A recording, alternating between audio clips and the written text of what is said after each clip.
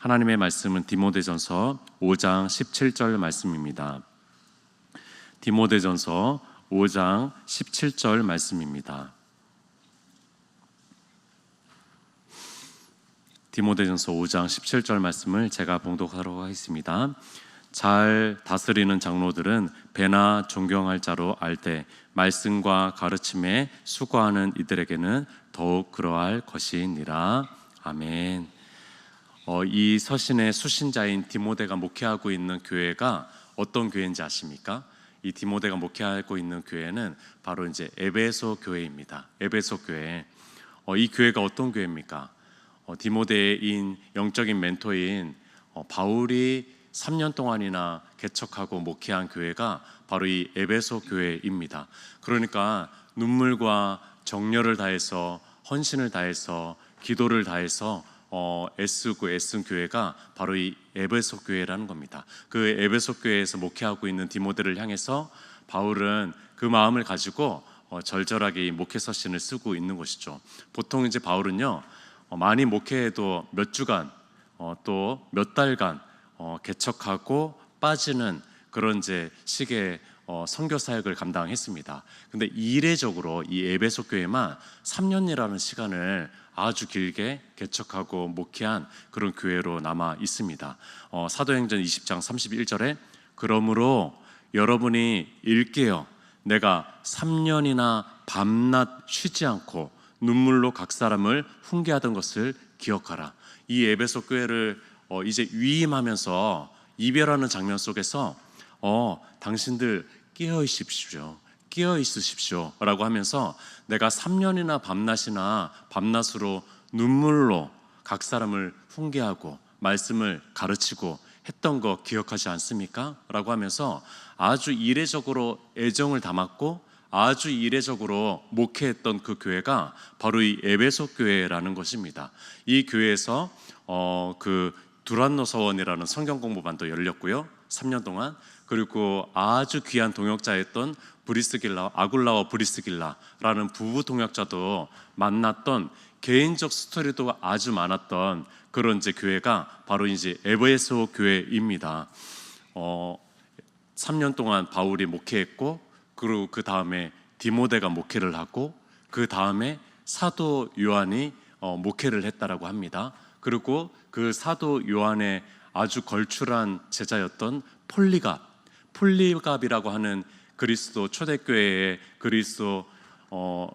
굉장히 이제 역사적인 그런 이제 인물이 이 에베소 교회를 목회했다라고 합니다.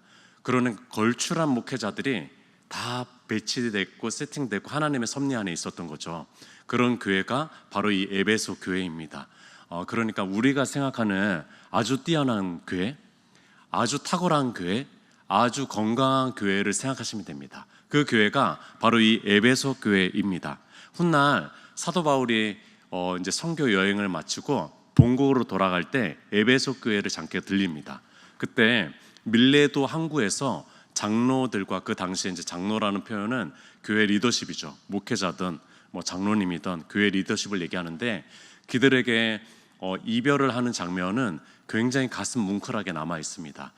그 바울이 한 이야기를 잠깐 들려드릴게요. 사도행전 20장 28절에 여러분은 자기를 위하여 또는 온 양떼를 위하여 삼가라, 깨어있으라라고 얘기합니다. 성령이 그들 가운데 여러분을 감독자로 세웠고 교회 리더십으로 세웠대요. 하나님이 자기 피로 사신 교회를 보살피게 하셨다라고 얘기합니다. 아주 가슴 뭉클한 얘기죠. 그 교회를 이제 그들에게 위임하면서 자기는 이별하면서 떠나면서 이렇게 얘기합니다. 이것을 유진 피터슨의 메시지 성경으로 한번 다시 들려드릴게요. 이제 모든 것이 여러분에게 달려 있습니다. 여러분 자신을 위해서나 교회가 자신이니까요, 교회가 사람이니까요, 여러분을 위해서나 양떼인 회중을 위해서나 긴장을 늦추지 마십시오. 성령께서 이 하나님의 사람들을 여러분에게 맡기셨습니다. 교회를 지키고 보호하게 하셨습니다. 하나님께서 친히 이들을 위해서 죽을 가치가 있다고 여기셨습니다 라고 얘기합니다. 그러니까 이 바울은요, 자기가 개척했고 자기가 3년 동안 밤낮 눈물을 흘리고 애쓴 교회만으로 생각하지 않습니다. 이 교회는 하나님께서 친히 자신의 피를 철철 흐르고 그것으로 값을 산 교회라고 얘기하고 있습니다. 이 교회는 주님의 교회라고 얘기하고 있는 것입니다. 이 교회를 지켜내십시오. 이 교회를 보호하십시오. 이것이 당신들의 일입니다. 그러기 위해서 끼어 있으십시오. 그러기 위해서 기도하십시오 라고 얘기하는 것입니다.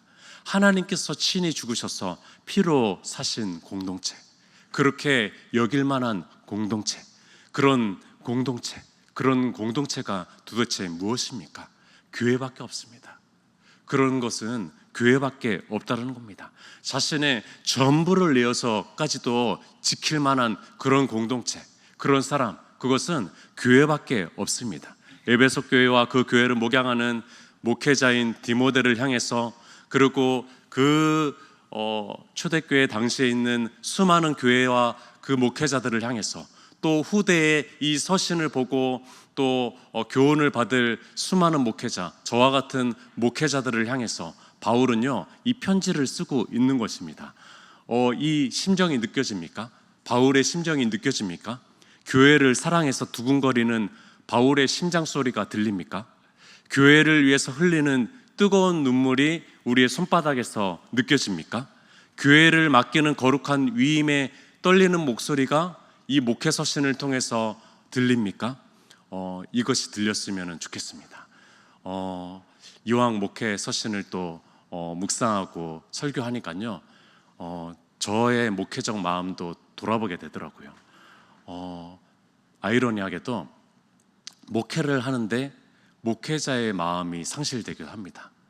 아이러니하게도 사역에 바쁘다 보니까 오히려 목회적 마음을 더 가져야 되는데도 불구하고 막 사역에 바쁘다 보니까 목회자적 마음을 잃어버리기도 합니다. 이것이 역설인데 아이러니이기도 한데요, 이것이 또 우리 현대 목회의 또 맹점이고 약점이기도 하다라는 생각을 해봅니다. 이왕 목회 서신을 들고 썼으니까 목회적 마음을 가지고 싶습니다. 제 안에 잃어버린 그 마음이 있다면은 그것을 회복하고 싶습니다. 김남준 목사님이라는 분이요, 이런 얘기를 했습니다. 수만 명 교회 목회를 하셨으니까요, 그 목사님께서 10,000명 교회 목회보다 1,000명 목회가 더 어렵습니다. 1,000명 목회보다 100명 목회하는 것이 더 어렵습니다. 100명 목회보다 1명 목회가 더 어렵습니다 라고 하면서 그 한 명이 나을 때는 가장 어렵습니다 라는 얘기를 합니다. 목회에 있어서 가장 어려운 목회 대상은요, 바로 나입니다. 그렇게 꺾이지 않고, 그렇게 고집불통이고, 그렇게 하나님 말씀에 순종 못하고, 그런 나를 목회하는 것이 가장 어려운 것이죠. 그것이 가장 어렵다라고 김남준 목사님도 얘기했다면은 저와 같은 사람은 오죽하겠습니까? 오늘 말씀은요, 교회 리더십에 관한 구절입니다. 오늘 말씀을 다시 한번 읽어보도록 하겠습니다. 잘 다스리는 장로들은 배나 존경할 자로 알되 말씀과 가르침에 수고하는 이들에게는 더욱 그러할 것이니라 라고 얘기합니다. 여기에서 장로라고 표현된 것은 디모데전서에서는 이제 처음으로 등장하는 단어입니다. 이 단어는 그냥 헬라어로 보면은요, 노인, 원로, 나이가 든 사람이라고 얘기할 수 있겠지만, 이제 교회의 어떤 직분으로 보았을 때, 또 문맥상 보았을 때 연로한 남성, 노인을 얘기하는 것이 아니라 교회의 리더십을 얘기하는 것입니다. 교회의 리더십, 특별히 여기서 잘 다스리는 이라고 얘기하잖아요. 그리고 말씀과 가르침에 수고하는 이들이라고 하는 거 보니까 오늘날로 적용하면은요, 목회자 그리고 다스리는 장로님들이라고 볼 수가 있습니다. 목회자들과 장로님들, 그리고 이제 기타 말씀을 가르치고 또 어떤 기관과 부서를 다스리는 기관과 부서의 장들이라고 얘기하시면은 생각하면 좋을 것 같습니다. 그러니까 목회자 리더십, 평신도 리더십을 얘기해 주는 것이죠. 장로교회 창시자인 존 칼빈이 이 구절을 보면서 다스리는 장로 그리고 가르치는 장로 두 가지를 구분하기 시작했습니다. 다스리는 장로는 장로님이죠. 오늘날의 장로. 직제, 교회 직제로 보았을 때는 장로님, 이제 가르치는 장로는 목회자라는 겁니다. 목사님, 전사님들이라고 얘기하면서, 그래서 장로교단, 장로교회가 나왔고, 그래서 장로라는 제도가 나오기 시작한 겁니다. 그러나 이제 초대교회를 한번 생각해 보십시오. 초대교회에 세분화되어 있지 않았고 체계화되어 있지 않은 그 초대교회 당시에는요, 다스리는 자와 가르치는 자, 말씀을 가르치는 자가 구분되어 있지 않았습니다. 그런데 이것이 굉장히 성경적입니다. 사실은요, 가르치는 자는 말씀을 가장 잘 아는 사람이어야 됩니다. 교회의 통치 방법은요, 성경이어야 됩니다. 교회에 다스리는 방법은 말씀이어야 된다는 겁니다.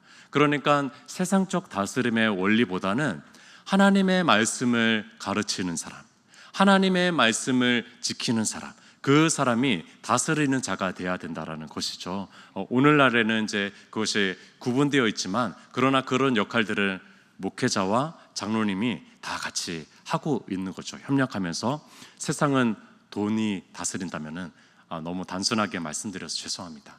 세상이 돈을 다스린다면은요, 교회는 말씀이 다스리는 겁니다. 교회는 말씀이 다스려야 됩니다. 오직 말씀이 우리 은평교회를 다스리기를 소망해 봅니다. 오직 성경이 우리 각 사람을 다스리기를 소망해 봅니다. 그 말씀이 먼저 저를 다스려 주기를 원합니다. 오늘 본문이 이렇게 번역할 수가 있는데, 자, 들어보십시오. 오늘 본문을요, 이렇게 번역할 수 있습니다. 잘 다스리는 목회자들과 장로님들과 영적 리더십에게 2배나 되는 대가와 사례를 제공해야 할 것이다. 이렇게 번역할 수도 있어요. 왜냐하면 이 존경이라고 표현된 단어가 헬라어로 티메라는 단어인데, 이것은 사례비라는 뜻이에요. 지불된 금액이라는 뜻입니다. 정확하게는. 그리고 18절을 보십시오. 18절 중간 부분, 끝부분에 일꾼이 그 삭스를 받는 것이 마땅하다라고 얘기합니다. 그러니까 이렇게 번역할 수도 있는 거예요. 현대어 성경은 이렇게 번역을 했습니다. 자기 직무를 훌륭하게 수행하는 장로들은 충분한 보수를 받아야 됩니다 라고 얘기를 했어요. 그러니까 오늘 본문을 어떤 보수, 사례비로도 얘기할 수가 있습니다. 텐트 메이커, 그 자베랑 선교를 했던 바울 관점에서 보았을 때는 이해가 되죠. 자기가 자베랑 선교만으로 선교 사역과 목회 사역의 그런 이제 재정들이 충당이 다 안 되는 거죠. 그러니까 여러 교회들에게 후원을 받은 것으로 목회를 할 수가 있었는데, 목회자들에게 그런 사례가 필요한 것이구나 라는 것으로 얘기할 수가 있는 겁니다. 그 필요들에 대해서 이 바울은 너무나 잘 알고 있었던 것입니다. 자, 근데 오늘은 저는 사례비로 풀어가지 않고 존중이라는 말로 풀어가도록 하겠습니다. 오늘은 저는 목회자를 존중하라 라는 제목을 가지고 이 말씀을 풀어보도록 하겠습니다. 그러니까 이제 물질적인 대우가 아니라 정신적인 대우, 영적인 존중, 존경의 태도를 가지고 말씀을 풀어가도록 하겠습니다. 뭐 사례비로 풀어가든 존중으로 풀어가든 오늘 말씀을 제가 설교하기에는 굉장히 부담스러운 설교입니다. 이 본문을 뭐 제가 선택하라 그러면은 굉장히 부담스럽죠. 그러나 이 순서상 온 거니까 오해하지 않으셨으면 좋겠습니다. 목회자를 존중하라라고 얘기하는 거가 굉장히 부담스러운데, 순서상 이 본문이 그냥 저를 선택한 겁니다. 제가 선택한 적이 없습니다. 그러니까 이제 오해하지 않으셨으면 좋겠습니다. 오늘 이와 관련해서 오늘은 주로 말씀을 가르치고 말씀을 연구하고 말씀을 전파하는 목회자를 존중하라라고 말씀을 좀 나누려고 하고요. 토요일에는 제가 토요일에도 새벽 기도에 설교를 담당하는데, 토요일에는 장로를 존중하라라는 제목으로 말씀을 좀 전해 보려고 합니다. 기독교 대한선교회 교단 헌법을 보니까 목사는 이렇게 정의되어 있습니다. 한번 못 들어보셨죠? 한번 들어보십시오. 목사가 이렇게 정의되어 있습니다. 목사는 안수례를 베풀어 세운 성직이니 사도시대 교회의 감독이요 목사, 장로라 함과 같으니 교회 내에서 가장 거룩하고 존귀한 직분으로 그리스도의 사신이요 복음의 사신이며 교회의 사자이며 신앙과 진리의 교사이며 신약의 집사요 복음의 전파자요 복음의 제사장이다. 목사가 정의가 전체를 제가 읽어드린 겁니다. 목사는 이런 존재입니다. 그러니까 여러 가지 내용들이 있지만 그리스도의 사신, 예수님을 전파하는 자, 복음의 사신, 복음을 전파하는 자, 교회의 사자, 교회에서 말씀을 전하는 자, 신앙과 진리의 교사, 말씀의 교사, 복음의 전파자, 복음의 제사장. 그러니까 말씀을 다루고 말씀을 연구하고 말씀을 가르치고 말씀을 전파하는 자로 목사는 거의 정의 내려주고 있습니다. 신학대학원 때 채플이 일주일에 한 번씩 있거든요. 두 번씩 있었나요? 네, 채플이 있습니다. 근데 제가 일반 대학교를 졸업하고 나서 신학대학원을 갔으니까 그 신학교에서 쏟아지는 그 신학 공부와 또 그 채플에서 그 말씀들이 얼마나 기대가 되는지 몰라요. 너무나 기대가 되고 특별히 채플에는 교수님들이 돌아가면서 말씀을 전하시거든요. 그러니까 이 교수님은 어떤 말씀을 전하실까? 또 이 교수님은 어떤 말씀을 전하실까 하면서 굉장히 기대하고 설레는 그런 시간들이 채플의 시간이었습니다. 근데 구약성서 한 교수님께서 나오셔가지고 말씀을 전하시는데 그 말씀의 제목이 아주 좀 특이해서 제가 지금도 기억에 남는 거죠. 말씀의 제목이 말씀의 수정자라는 제목이었습니다. 말씀의 수정자. 그 채플, 대학원 채플 때 듣는 그 청중은요, 예배자들은 다 아시는 것처럼 예비 목회자들입니다. 신학 대학원생들, 신학생들입니다. 그러니까 그들을 향해서 목회자는 말씀의 수정자들이어야 됩니다라고 얘기하는 것입니다. 근데 무슨 이게 제목이지? 말씀을 수정한다? 뭐 수정펜으로 바꾼다는 건가? 뭐 그런 생각을 했는데 그런 내용이 아니라 이 수정이라는 뜻이 지킬 수 곧을 정, 그러니까 진리의 말씀을 지키는 자, 진리를 수호하는 자가 이 목사라고 얘기하는 것입니다. 목회자라고 얘기하는 겁니다. 그러니까 목회자는 뭐니 해도 진리의 말씀을 지키고 수호하고 전파하는 자가 바로 이 목회자라는 겁니다. 물론 말씀은 목회자만의 전유물은 아닙니다. 종교개혁이 일어났고 또 만인 제사장설이 이제 주장이 되면서 이제 성경은 모든 성도들에게 손에 들려질 수 있게 되어졌고 읽혀질 수 있게 되어졌고 심지어 그것을 해석할 수 있게 되어졌고 또 그것을 가르칠 수도 있게 되어졌습니다. 그러나 목회자는 더욱더 말씀을 지켜야 되는 직분으로 성경에 또 교단 헌법에 그렇게 얘기되고 있습니다. 각 교단은 설교를 공적으로 선포하기 위해서 이 목회자 신학 훈련을 통해서 양성하고 세웁니다. 물론 그것 자체가 합법적인 면허증을 얻었으니까 마음대로 해석하면 되는 것은 아니죠. 연구하고 또 심도 있게 공부해야 되고 그 책무들이 있는 것입니다. 그 일을 감당할 수 있도록 공적으로 세워진 존재가 바로 이 목회자입니다. 그래서 전도사를 승인하는 것이고 목사를 안수하는 것이죠. 목사는요, 목회자는 무엇보다도 말씀을 지켜내고 말씀을 전하는 자가 바로 목회자입니다. 성경은 세상의 책이 아닙니다. 성경은요, 신학대학원의 책이 아닙니다. 성경은 교회의 책입니다. 그런데 말씀이 교회를 세웁니다. 말씀이 공동체를 만듭니다. 말씀이 교회를 개척시킵니다. 말씀이 교회입니다. 말씀이 교회를 부흥시킵니다. 그런 의미에서 교회는요, 말씀이 육화된 존재라고 보면 됩니다. 그런 의미에서 교회는요, 말씀이 가시적으로 드러낸 존재라고 보시면 될 것 같습니다. 교회를 보면서 말씀이 이런 거구나. 교회를 보면서 말씀이 이런 것이지 라고 알게 되는 것이죠. 우리는 말씀으로 다시 태어났고 말씀을 믿고 말씀을 이해하고 말씀에 순종하는 사람들, 그 사람들이잖아요. 우리 한 사람 한 사람이 교회이잖아요. 우리의 기초는 바로 말씀입니다. 그렇습니다. 교회의 참된 기초는 말씀입니다. 교회는 하나님의 말씀을 선포합니다.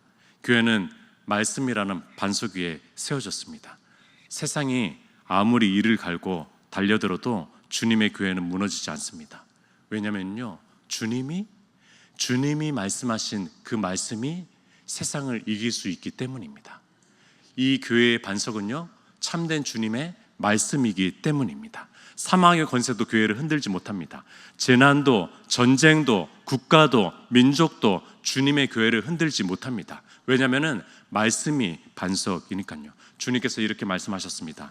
또 내가 내게 이르노니 너는 베드로라, 내가 이 반석 위에 내 교회를 세우리니 음부의 교회가 이기지 못하리라 라고 말씀합니다. 참 재밌죠? 신약 성경을 딱 열었는데 교회라는 이름이 처음으로 등장합니다. 이 마태복음 16장 18절에 처음으로 등장하는데, 등장하는 순간부터 예수님께서 이 교회에 대해서 얘기하면서 언급하면서 이 교회는 음부의 권세가 이기지 못할 것이다 라고 선포합니다. 아니, 교회에 대해서 정확하게 얘기해 주지도 않고 이 교회는 음부의 권세가 이기지 못할 것이다 라고 얘기합니다. 교회는요, 본질적으로 영적인 전쟁의 현장이라는 것입니다. 교회는요, 본질적으로 그 음부의 권세와 싸우고 있는 존재라는 것입니다. 교회는요, 말씀이 기초기 때문에 이 음부의 권세에 유일하게 이길 수 있는 존재라고 얘기하는 것입니다. 베드로의 반석, 베드로가 고백한 고백의 반석이죠. 주는 그리스도십니다. 당신은 하나님의 아들이십니다 라고 한 이 고백, 주님의 말씀의 고백 위에서 이 교회가 지켜질 수 있는 것이죠. 말씀의 권세야말로 음부의 권세를 이겨낼 수 있는 것이 바로 교회입니다. 성경은 그렇게 말씀을 지켜내려고 하는 목회자를 존중하라고 얘기하고 있는 것입니다. 교회는요, 성도 인원에 달려있지 않습니다. 교회는요, 교회의 재정 상태에 달려있지 않습니다. 교회는요, 교회의 어떤 지리적인 장소에 달려있지 않습니다. 교회는요, 말씀에 달려있습니다. 교회는 말씀에 달려있습니다. 우리는 그것을 보지 않았습니까? 우리는 그것을 경험하지 않았습니까? 교회는요, 말씀에 달려있습니다. 그 말씀을 지키려고 하고, 그 말씀을 애써서 연구하려고 하고, 그 말씀을 전파하려고 하고, 그 말씀을 위해서 몸부림치려고 하는 목회자를 존중하십시오. 그 목회자를 존중하십시오. 제가 이 설교를 할 수 있는 사람은 아닙니다. 이 연수한 목회자가 이런 설교를 할 수는 없는 것 같습니다. 제가 20년이 더 됐을 때, 30년 후가 되었을 때, 혹은 은퇴를 했을 때 주님을 더 사랑하게 되어주고, 주님의 교회를 더 사랑하게 되어주고, 또 말씀이 조금 더 이해가 되어주고, 또 주님의 교회를 더 아끼게 되어졌을 때, 또 더 목회자를 사랑하게 되어졌을 때 후배들에게 얘기할 수 있는 얘기가 아닐까? 또 그 성도들에게 얘기할 수 있는 얘기가 아닐까 생각은 들지만, 이 작은 연수한 목회자의 설교도 들어주시는 성도님들이 있어서 감사합니다. 목회자를 존중해 주시기 바랍니다. 그들이 말씀을 위해서 분투하고 말씀을 가르치고 설교하려고 하는 그 분투의 그 자리 속에서 교회는 세워집니다. 그런 목회자를 지켜주십시오. 그런 목회자를 존중해 주십시오. 그런 교회가 되었으면 좋겠습니다.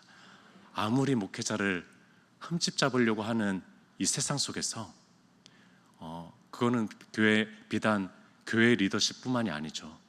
세상의 리더십들도 다 흠집 잡으려고 하는 세상 속에서 우리 교회만큼은 정말로 교회 리더십, 우리 목회자, 또 토요일에는 말씀드리겠지만 장로님들, 우리 교회 리더십들을 정말로 존중해 주셨으면 좋겠습니다. 함께 기도하도록 하겠습니다. 말씀이 우리 교회의 기초입니다. 또 그것을 위해서 분투하고 애쓰고 있는 우리 목회자가 존중되어야 되고, 또 그들의 하나님께서 주시는 그 건의의 말씀들이 이곳에서 역시나 살아 움직여야 됩니다. 우리가 그런 교회가 될 수 있기를 소망합니다. 교회의 기초는 말씀입니다. 교회의 부흥은 말씀입니다. 교회의 또 모든 전적인 것은 말씀에 달려 있습니다. 그것을 사실을 기억하면서 우리도 말씀 앞에 그런 마음으로 서 있기를 원합니다. 하나님, 제 마음을 붙잡아 주시옵소서. 또 목회자를 존중하는 마음으로 바라보기를 원합니다. 그런 마음으로 우리 주여 한번 외치고 기도했으면 좋겠습니다.